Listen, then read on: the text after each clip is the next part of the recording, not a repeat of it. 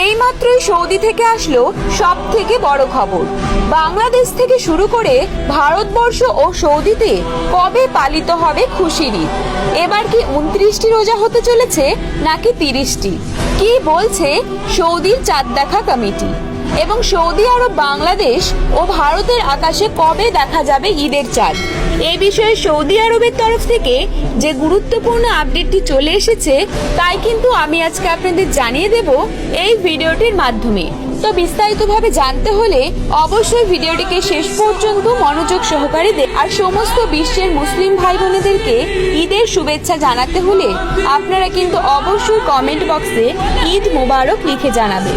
আমরা জানি রোজা শেষে শাওয়ালের প্রথম দিন পবিত্র ঈদ উল ফিতর উদযাপন হবে, তবে কবে রোজা শেষ হবে তা নিশ্চিত হবে চাঁদ দেখার ওপর।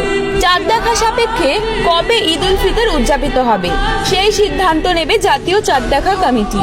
এবার রমজান মাস 29 দিনে শেষ হলে ঈদ উল ফিতর উদযাপিত হবে 10ই এপ্রিল, আর রমজান মাস যদি 30 দিনে পূর্ণ হয় তাহলে ঈদ হবে 11ই এপ্রিল। তবে রমজান মাসের জন্য আগে থেকে কিন্তু 30 দিনের ছুটি নির্ধারণ করে রেখেছে সরকার। ঈদ উল ফিতর উদযাপনের বিষয়ে চূড়ান্ত সিদ্ধান্ত নেবার জন্য আগামী 9ই এপ্রিল জাতীয় চাঁদ দেখা কমিটি কিন্তু বৈঠকে বসবে।